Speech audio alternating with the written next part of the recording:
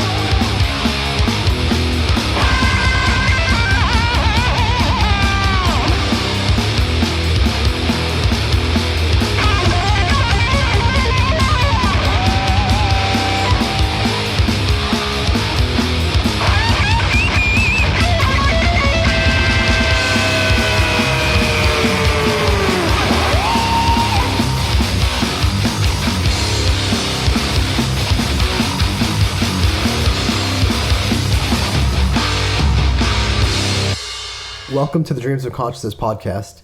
If you would be so kind, would you mind introducing yourself? Hey, this is Aaren Pantke. I play guitar and do vocals in the band Molder. And Aaren, how would you describe Molder? What kind of music would you say Molder makes? Like proto death metal. I guess some would say it's death thrash. Now, why proto death metal? I'm just a big fan of that like era of thrash metal bleeding into death metal, like the early incarnations of it. So bands like Death, Obituary, Autopsy, like all of their first records in particular strike a chord with me.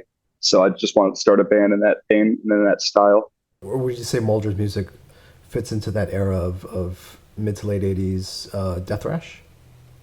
I would say so. I mean, that's definitely the goal, but I suppose that's really up for the listeners to decide. Would you mind telling me a little bit about how Molder came together?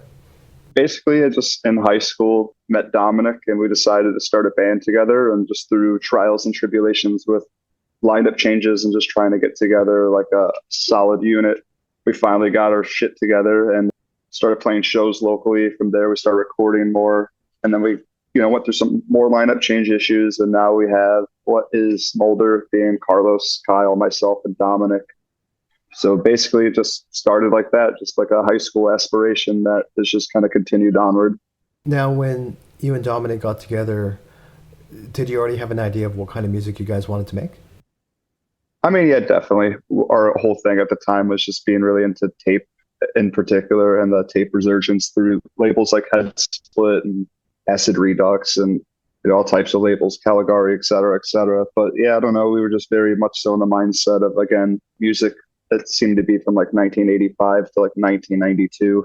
It was just constantly on the mind, to the point where when we were hanging out, we were in other bands doing musical stuff. It was just kind of a natural decision to do that kind of style, I guess, with one another. Do you and Dominic write all the music together? No, I predominantly do most of what like you hear on the record, but since the new addition of Carlos, I've kind of loosened the reins, so to say. So there's more material from Dominic on this last one, as well as Carlos, whereas things in the past were predominantly my writing. Dominic did contribute here and there, and like everyone has their final say and their parts and whatnot. But I guess for the most part, it was just kind of my baby from the get-go. Dominic just happened to be my friend that was along for the ride and interested in doing it and gave it his all. So that's why he's still in the band, and why he, continues to be my, best friend and so forth. Yeah. When you write stuff, do you demo stuff with a DAW, something like Ableton, or do you just keep riffs? I just like write riffs and then record them on my phone if I'm having trouble just remembering them or whatever. But typically I could just write it and store it in my head and bring it to practice and show the guys what I want to do with it, I guess. Okay. Do you do a lot of the arranging as well, or do you guys do that as a band? That's more so a band thing. I come in with like a bare backbone kind of idea of what I want with the song, as far as, this is the order I'd like the riffs, but repetitions, things like that, that always changes. Accents always change. Just, giving it the flavor, giving it, the fanciness beyond the nuts and bolts of the song. So yeah, that's definitely as a unit, always. Now, what about Carlos? When he writes stuff, does he write in a similar way as you, demoing stuff on his phone? Oh yeah, definitely. Like he gets what we're doing and what we're going for, and he also brings his own flavor to the table, obviously, of course. But yeah, I don't know. I trust him pretty freely to just come with whatever he's got, and we're usually able to work with it. Does Carlos also come from a similar background, and as far as being a fan of that mid to late '80s style of death metal? Oh, definitely. I mean, like his music taste definitely goes a lot beyond that, and so do the rest of the guys. But he gets what we're doing and is a fan of it, so it was a no-brainer to have him join the band. Yeah. Would you say your sound has evolved at all over the years? Technically, yes. I mean, just like any band, everyone gets better the more they play, the more they practice, and the more they write. But I think all in all, it's pretty much still the same, I guess, idea, vibe, whatever. You can listen to us from any point in our, I guess, career, if you want to call it that, and still know that it's us, even if it's evolved in whatever capacities. But yeah, just a lot more of the same, just, I guess, more refined, and like the fat's just kind of trimmed off of things, and it's more like every, note counts, as opposed to just kind of feeling it out and trying to figure it out. Yeah. A lot of your releases are actually live releases or recorded live. Why is that? Those aren't even like legit releases. We just, in the course of having our demos, fortunately for us, they would sell out. So we didn't have anything to bring along with us on the road. So if we'd go out of state, we would just like home dub, just YouTube live recordings to just sell for like a couple bucks at the merch table to get us some gas money or whatever. But people go nuts in the course, put things on archives and Discogs and whatever else. Like our very first release was technically a live release, and that one I do stand by. But anything else that's listed is just kind of, I don't know. I wouldn't say nonsense, but just shit we had to scrape together to make some money. Okay. So these are almost like bootlegs that ended up on your discography. 100%. Like the only one that's like a legit 100% official release is the Live at Cobra Lounge tape. But anything else, like I know there's like a live in St. Louis. There's like a thing called Dead in Salem. Like they were all just kind of like neat little runs we did just to, again, bring to one-off shows to have something, because we didn't have shirts or CDs or anything. So cool. I mean, that is, I don't know, that is kind of old school, right? Like, back in the day, people would trade like rehearsal recordings or Yeah, absolutely. And that was the mindset, was just to have neat little things that people can like still listen to us with. But I don't know, obviously they could just go on their phone and look up our Bandcamp. So it just felt like a cooler thing to do. that's awesome.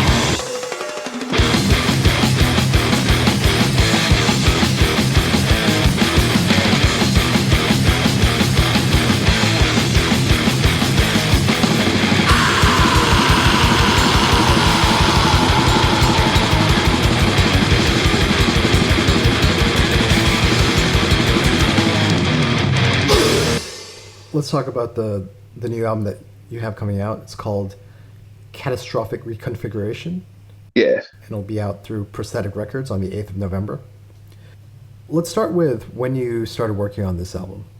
I guess really immediately after Engrossed in Decay, like we're always writing, we're always like coming up with stuff and bringing it to practice. So a lot of the bones to that record was written like very shortly after the release, I guess, of Engrossed. Just being on the road, messing around at sound checks, like trying new shit like that. But we just got super busy throughout the year, and it just became a lot harder to find the time to sit down and finish the album. So as we got closer to like the deadline, so to say, like it was a lot more of like, all right, let's get this going and let's really focus on getting it done, which we were able to do. But yeah, it just, I guess to answer your question in short, just immediately after Engrossed up until almost the time we recorded, just kind of fine tuning and tweaking stuff. There was even things while we recorded that we changed just a little bit, and I think for the better. So when you say deadline, was this a deadline from the label? Yeah, I mean, there's like a general like time space of which they like, the next record after you release one with them. It isn't super strict.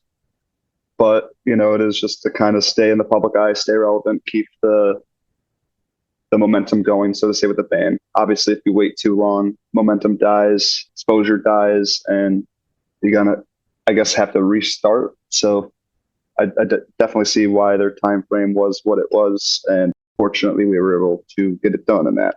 Right. Is that one of the reasons why Carlos and Dominic contributed more to this album?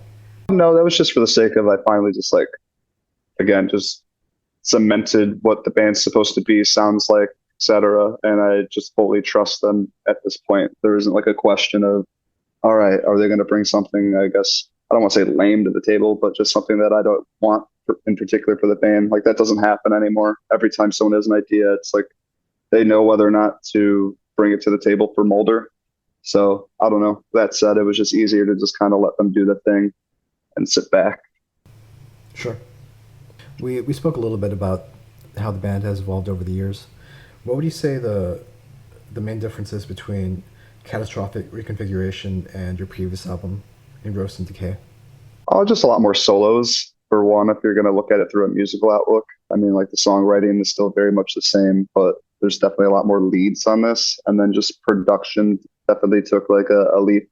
We worked with Greg Wilkinson from Earhammer on this one, and it sounds absolutely nuts by comparison to like anything we've ever done in any of our bands. So that's definitely the huge difference in my opinion. But sure. Greg worked on the mixing and mastering? Yes, he did both. Where did you actually record your tracks?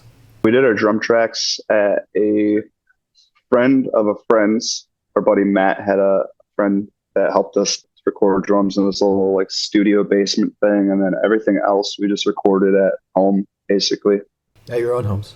Yeah, so we practice at my mom's house still, which rules. Like, got the whole basement with all the gear and whatever else we could possibly need. So, yeah, we just kind of took a day or two for each part and just set up in my mom's basement and just recorded at our own will and comfortably with no pressure and no money, like being an object or time being an object. So it was a lot smoother for us. It was a lot easier. And yeah, I don't know, just overall a better experience than I guess the last couple. Not that they were bad. It's just, again, we were just way, way comfortable in this, go around.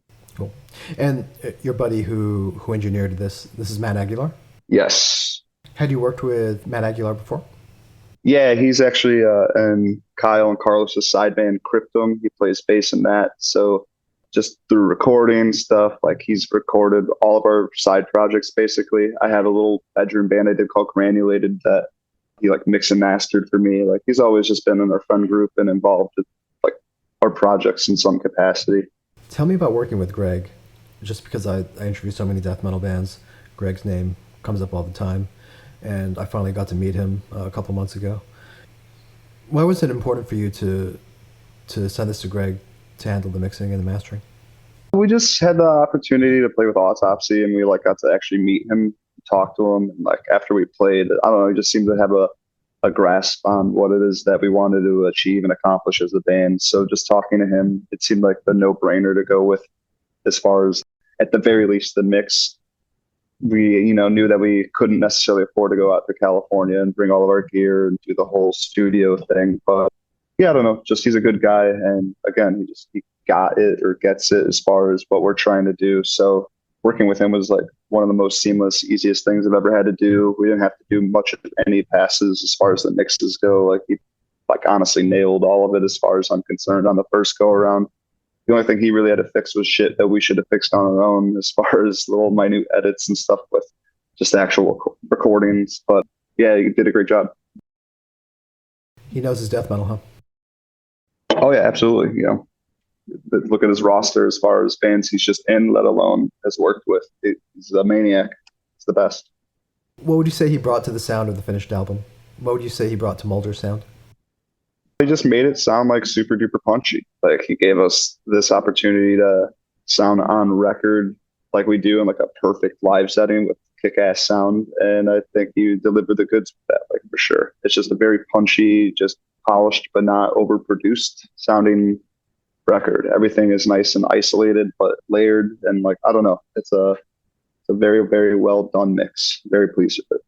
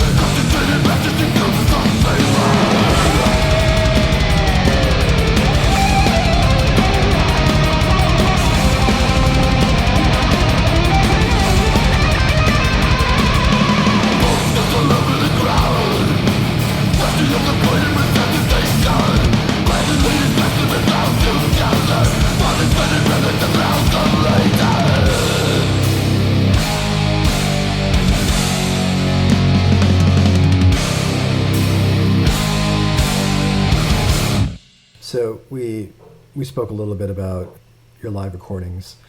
Do you have anything planned for when the album is released?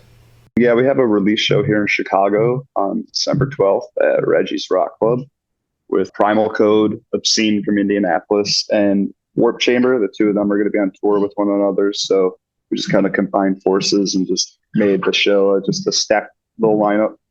Other than that, we're planning on going to Europe next year in the summer. I can't say too much about that beyond that, but keep your eyes peeled for that. And we're just kind of waiting for the record to drop to feel out tour offers for next year. Like they're starting to roll in now, but we just can't really commit to anything just yet because I don't know. It's just we only have so much time off work throughout the year, so we just got to be really smart about our, I guess, decision making. Yeah, but Europe should be awesome. Yeah, have you ever played there before? No, we've never been. So like just even the vacation and everything. So very much so looking forward to going there. That's awesome. Good luck. Yeah, thank you very much. So by the time people hear this or watch it on YouTube, Catastrophic Reconfiguration will be out through Prosthetic Records. Aaren, please tell everyone how they can order the album. What's the best way to get it? If you're looking for it on CD or vinyl, you could go through our Bandcamp, or you could just go through Prosthetic's actual web store. If you're looking for the Blue Ooze vinyl that everyone seems to be hunting for, it's apparently only an Amazon exclusive, so you'll have to order it from there. I'm not sure if the band will have copies of that or not. Headsplit Records is going to be handling the cassette version of the release, and that will also be out November 8th, coinciding with the LP and the CDs from Prosthetic. You can get those just straight from Headsplit Records Store Envy. Other than that, you can find our t-shirts, merch, things like that through our link.to. So lnk.to/catastrophic reconfiguration. And that'll just basically take you to a link tree that has everything and anything, our Bandcamp, our Spotify, our merch stores, direct links to buy the record, buy the CD, to buy the cassette, et cetera, et cetera. So how many vinyl versions are there for this? You mentioned the Amazon exclusive, but Prosthetic also has a green one, right? Just two. Yeah. Yeah, so just two for this one. There was three last album, but this one we're just going to go simple with it, go easy with it. So it's like a weird splattery green and then like a really cool looking blue color.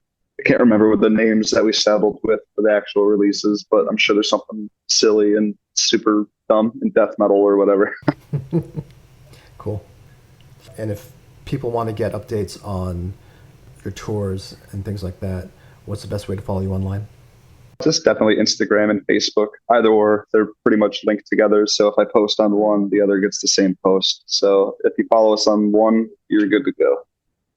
Very cool. Is there anything else you want to say? Just thank you for your time. Appreciate you reaching out and doing the podcast. Apologies for having to reschedule. And again, I appreciate you being willing to do so. And that's really it.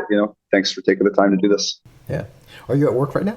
Technically, yes, but I'm off the clock. I just happened to be down here. I was like, all right, I'll just take a seat here and get it done. But yeah, I am at Reggie's right now. Oh, very cool. I think I was at Reggie's back in May. Was Reggie's where Cenotaph from Turkey played? I'm trying to remember if they played here or not. Who else was on the lineup? Another band called Annihilation Principle, I think, or Annihilation something. Oh, you know what? I think that might have been Livewire. Ah, okay. All right. Maybe. Was it like a biggish venue or small? It was pretty small. All right. It was probably Livewire then. Okay. Like bathroom in the back corner by the stage. Yes, that's the one. Yeah. Oh, Reggie's is a bigger venue. Yeah, Reggie's is Livewire is cool. That's like north side of the city. We're on the south side here. It's like a 400 or 500 capacity rock club. And then they have a 200 capacity bar side that's similar to Livewire. It's just obviously bigger. But yeah, it's a super great venue. Most of the big major circuit metal tours come through here. It's pretty cool. Very cool.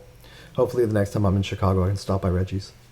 Oh yeah, definitely recommend it. Some of the best food in the city as well. So make sure you eat here if you come. Excellent. Thanks so much, Aaren. Yeah, no problem. Thank you.